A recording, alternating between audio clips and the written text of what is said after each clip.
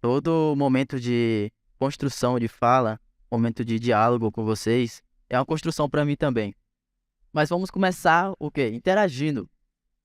Ó, vai ser o seguinte, eu quero saber se vocês sabem quantos povos indígenas existem aqui no nosso país. Mas vai ser assim, ó. Vocês falam, levanta a mão. Vai ser aleatório, podem falar. Quem saber quantos povos indígenas existem aqui no país. Vão chutando, vão falando, é rapidão. Vão falando, vão falando. Opa! Quem dera. Chegaram perto, hein? São cerca de 305 povos indígenas que existem nesse país, mas infelizmente muitos de vocês não conhecem e não é reconhecido também. Somos cerca de 800 mil indígenas no país, mas não somos nem 10% dessa população que existia em 1500. Ou seja, quantos de nós não se foram, né? Quantos de nós não foram dizimados durante esse processo da colonização? E isso é triste, porque é uma história que muitos não conhecem. Para vocês terem ideia, vamos fazer outra interação aqui. Trazer mais para a realidade de vocês. Quantos povos indígenas existem aqui no estado de Minas Gerais? Vamos lá, chutando de novo, hein?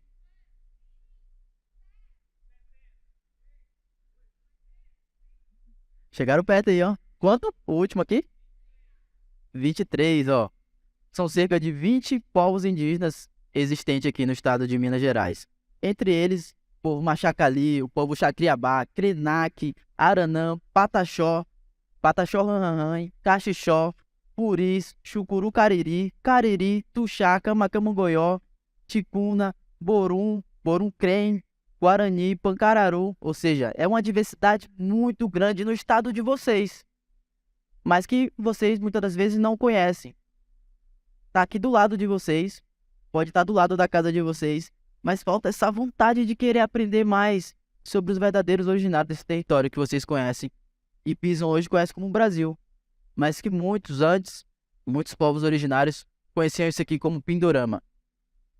Então é uma realidade que às vezes é até ensinado dentro das próprias escolas de vocês. Eu falo isso porque eu estudei, me formei em escola indígena municipal e estadual, que eu tive essa oportunidade depois de muita luta, né, dos nossos anciões, dos nossos mais velhos, da nossa liderança de comunidades.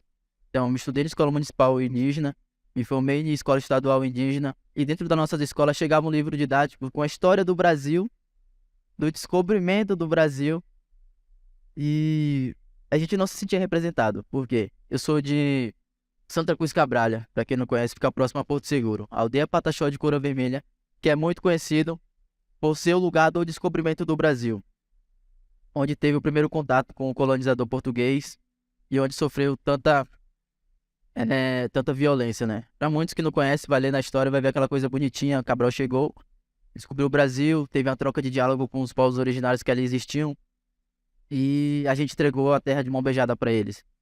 Mas não foi bem assim, muitos povos se perderam durante esse processo. E isso não é passado no livro didático. Então é muito triste a grande população do nosso país não reconhecer, não conhecer a história, a verdadeira história desse país. Então, a falta desse reconhecimento é o que faz também a gente estar aqui hoje tendo essa ideia, porque vocês escutarem uma pessoa indígena, não só ler sobre o indígena, mas realmente ter essa curiosidade de escutar, ter essa oportunidade, por exemplo, do TEDx Governador Valadares, de trazer um indígena aqui para poder conversar com vocês, começar as nossas palestras trazendo essa história para vocês. Então, eu fico muito feliz, na verdade, eu sou um pouco jovem, né? Eu acho que eu um dos mais jovens aqui que vocês vão ter hoje conversando com vocês. E isso muitas das vezes surpreende as pessoas, né? Mas o que que esse menino vai falar para mim? O que que ele vai poder me ensinar? Eu tenho idade para ser pai, avô, tio. Mas não, eu tô aqui para poder conversar com vocês mesmo, para mostrar o desafio do ser indígena. Eu hoje produzo conteúdo para internet, mas quando eu era criança, não foi fácil porque eu já chorei por ser indígena. Me perguntando assim, por que que eu nasci indígena se eu não me vejo em lugar nenhum? Eu não me vejo em televisão, não me vejo em comercial, não me vejo em desenho, em histórias. Eu não me vejo em lugar nenhum, mas por que eu nasci? Nasci indígena pra quê? Mas eu fiz a diferença. Eu fiquei me questionando isso, chorei quando era criança por isso. Mas depois eu comecei a produzir conteúdo pra internet para mostrar a verdadeira história do ser indígena, mostrar através do nosso olhar como que é a nossa vivência, palavras, né, que incomodavam a gente, que incomodam a gente, que as pessoas chegam, por exemplo, um termo pejorativo que muitos de vocês desconhecem, o termo índio. O termo índio, a gente está trazendo isso mais para a atualidade, porque é um termo que até os nossos mais velhos falam ainda, dentro da comunidade é falado ainda, mas é um termo pejorativo, porque foi colocado pelos colonizadores que pensavam que estavam pegando a rota para a Índia, queriam chegar na Índia e chegou aqui no Brasil, por um erro de rota. Aí colocaram o nome dos povos originários, das pessoas originárias que estavam aqui de índio, mas é um termo pejorativo porque não abrange a diversidade cultural que existe aqui no nosso país. O termo correto é o termo indígena. Você pode chegar para um indígena, chamar ele de... Perguntar primeiramente qual é o povo que ele faz. São mais de 305 povos atualmente. É uma diversidade muito grande. Então eu pergunto, oi, tudo bem? Qual é seu nome? Ah, que lindo. De que povo você é? De onde você é? De que nação você é? De que comunidade? O termo tribo também é um termo que a gente não utiliza. Então você pode perguntar de que povo, de que nação, de onde você vem. Então são coisas que a gente vem desconstruindo, coisas que eu trouxe para minha produção de conteúdo. Comecei a produzir conteúdo em 2015, mas só em 2020 que 2018 fui para a universidade, sofri o preconceito na pele de estar em uma cidade grande, as pessoas perguntarem assim, você é índio, o que você está fazendo aqui? Se você é índio, você não deveria estar na mata? Você tá de roupa por quê? Você tá com o celular na mão por quê? Então você não é índio de verdade. Aí se a gente tira a roupa, fica pelado, é pudor, né? Aí não tem como, a gente fica assim, fica nessa dúvida. Então, pra gente, eu fui trazendo isso, produzi conteúdo em 2018, quando eu estava na universidade, sou estudante de gastronomia da Universidade Federal da Bahia. E 2020, durante a pandemia, as pessoas não tinham tempo, e tinham tempo, na verdade, bastante, para pesquisar sobre o mundo. E foi quando eu ganhei a maior visibilidade dentro dos meus perfis das redes sociais. E pude conhecer outros parentes também. E em 2021, teve o primeiro movimento indígena presencialmente, e eu pude ver crianças do meu tamanho quando eu chorei quando era criança, chorando porque me conheceu presencialmente. Então, assim, pra mim foi muito lindo aquilo, porque hoje em dia, se eu não me sentir representado, desculpa, sou canceriano, se eu não me sentir representado, hoje outras crianças se sentem representadas a partir do momento de me ver na internet, me ver em comerciais, em outros lugares. Então, é ter orgulho daquilo que a gente faz, sabe? E a gente, além de tudo, além de mostrar essa questão da quebra de estereótipo na internet, consegue trazer também a nossa militância para dentro das redes sociais, porque a rede social é um lugar onde você começa a conectar o mundo através de você, né? Você não posta só, eu só vou postar uma coisa pro pessoal daqui de Governador Valadares, não, você posta pro mundo. Todo mundo vai ter acesso àquilo que você tá postando. A não ser se o seu perfil for privado, né? Mas mesmo assim a pessoa pode tirar um print ali e postar em outro lugar, então não tem como. E exatamente isso, para te trazer a nossa militância, por exemplo, a defesa do meio ambiente, a nossa região de Mata Atlântica e tudo mais, que foi muito devastada, está sendo muito devastada também para a criação de grandes cidades. Para quem não sabe, a região do Rio de Janeiro, São Paulo, foi construída tudo a partir do desmatamento da Mata Atlântica.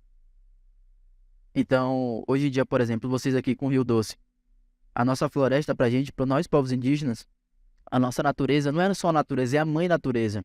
Ela traz um significado pra gente. A gente sabe o quanto é importante proteger ela, defender, porque a partir dela que a gente vai trazer um futuro melhor para os nossos filhos, para os nossos netos. Não é uma questão financeira, é uma questão de proteção para o nosso futuro. Se a gente tem a floresta em pé hoje, a gente tem certeza que mais para frente a gente vai ter um ar melhor para respirar, a gente vai ter um mundo melhor.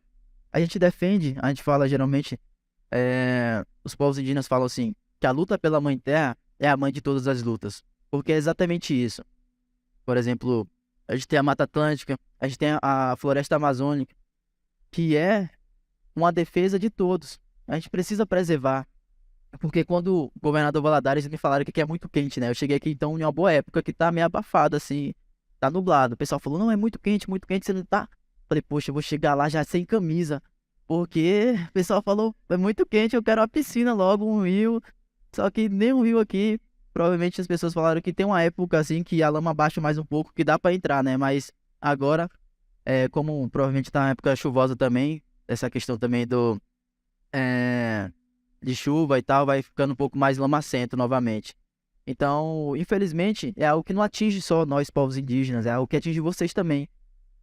Quando não se protege, não se protege os nossos biomas, as nossas biodiversidades, os nossos rios, não é só nós que estamos sofrendo com isso, são vocês. Então, a luta de preservação é a luta de todos. O significado da natureza é realmente da mãe natureza, porque ela nos dá ar para respirar, alimento, água. Por que não protegê-la? Por que só pensar ela como uma forma financeira de estar ganhando dinheiro em cima, sabe? E é isso que a gente tá fazendo. Eu vim de esse ano, foi o ano que eu mais viajei para fora do Brasil. E falar pra vocês, não é porque eu quero viajar pra fora do Brasil, eu vou me divertir, vou pros Estados Unidos pra poder curtir, conhecer a Times Square e tudo mais, não. Não é essa questão de necessidade de estar fazendo nossas vozes voar cada vez mais longe. A gente não queria estar lá, mas a gente precisa estar lá pra poder conversar com pessoas importantes pra apoiarem a nossa luta, apoiarem as nossas causas, apoiarem a luta pela nossa biodiversidade, pela proteção da nossa mãe natureza. Porque aqui, infelizmente, no nosso país, muitas das vezes a gente não é escutado. A gente não tem essa visibilidade aqui. Então, por isso que é importante a gente estar indo para fora. Eu fui para os Estados Unidos, participei de um evento junto com o Instituto Alok e com o Pacto Global da ONU, a convite deles. Também fui para... Voltei agora do mês passado, eu estava na França, passei um mês lá, conversando e tudo mais. Eu pude conhecer também o Parlamento Europeu. A gente conversou com 5 deputados de lá, do Partido Verde, lá deles. Eu fiquei muito feliz porque não é algo fácil aqui no nosso país de chegar e marcar uma reunião com deputados no parlamento, né? Felizmente não é a realidade muito nossa aqui do nosso país chegar assim, não, eu quero conversar. Muitas vezes a gente não é nem chega nem na porta. Essa é a realidade da gente, mas lá não, a gente foi bem recebido, tudo mais, a gente pôde conversar. Eu falei isso pra eles, eu falei, ó, eu fico muito feliz de vocês estarem nos escutando, porque eu sei que muitas das vezes não depende só de vocês, né? É uma luta em conjunto a todo momento. Mas isso pra gente é muito gratificante. E essa questão da luta digital me trouxe a esses lugares, né? A gente fala que a internet hoje, o nosso celular, os nossos veículos de comunicação, é uma ferramenta de luta. Eu faço parte, por exemplo, do Mídia Índia, que é um dos maiores veículos de comunicação indígena do Brasil. O Mídia Índia veio para poder mostrar que a gente não precisa que vocês dão voz pra gente, sabe por quê? Porque a gente já tem a nossa voz. A gente quer espaços, mas as vozes são nossas a todo momento.